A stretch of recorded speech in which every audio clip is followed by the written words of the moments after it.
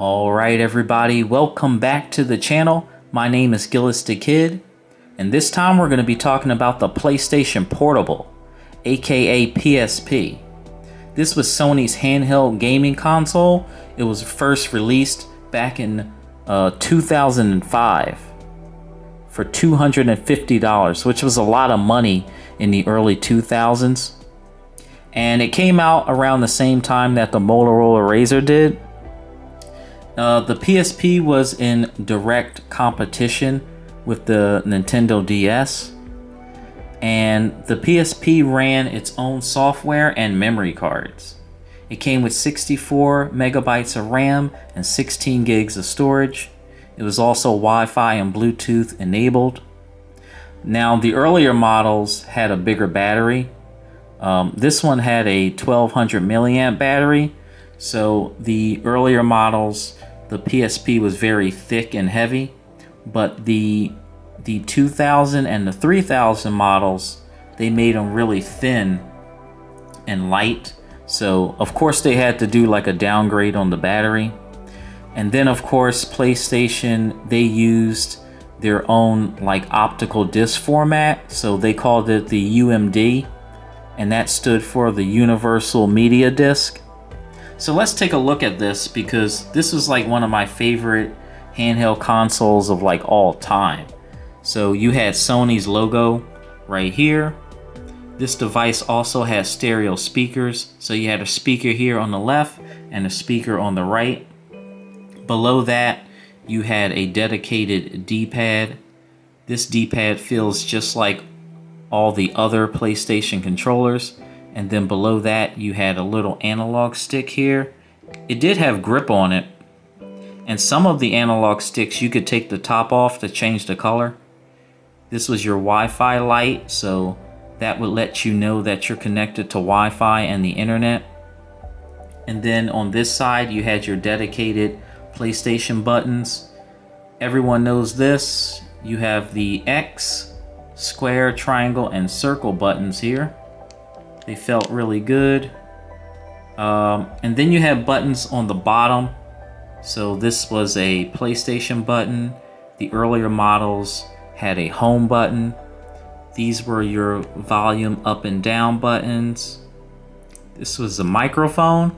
And then they had buttons for like music and videos, because the UMDs, not only could they play games, but they could play movies and music too. Then you had your start and select buttons.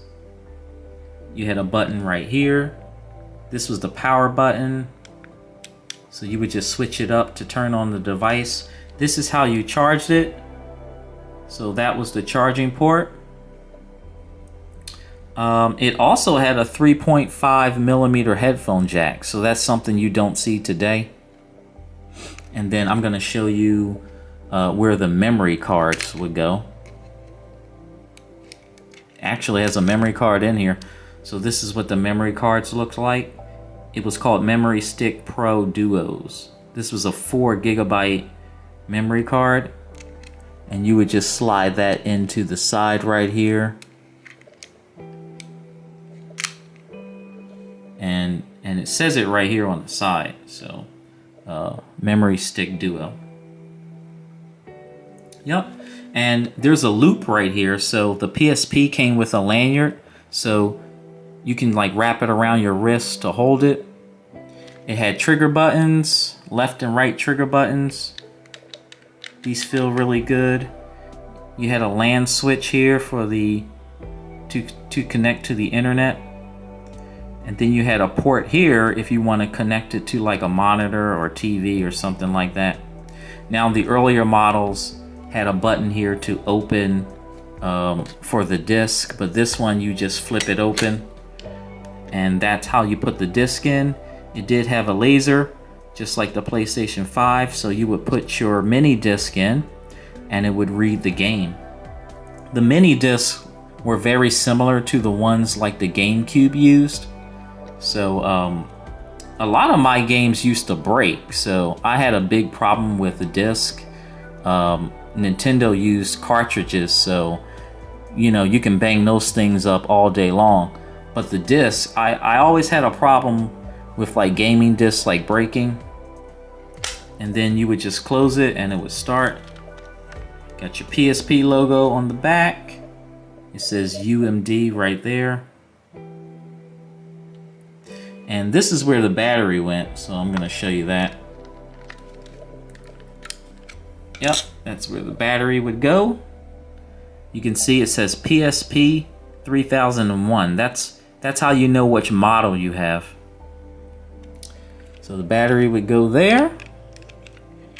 And yeah, the PSP was very small. You can put it in your pocket. It did come with a carrying case. And it was just a fantastic device. Now, after this model came out, Sony released the PSP Go, which was a completely different form factor. It was like a slider.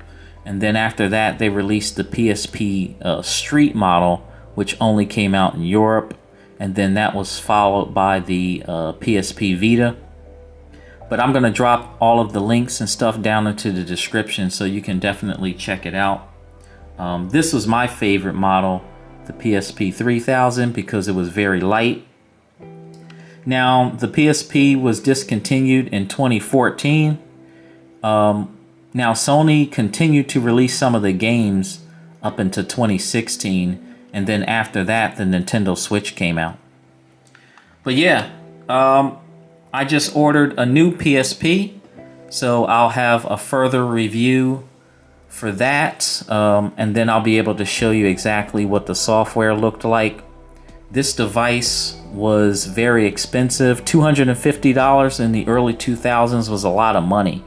When the Nintendo DS came out, it was like $150.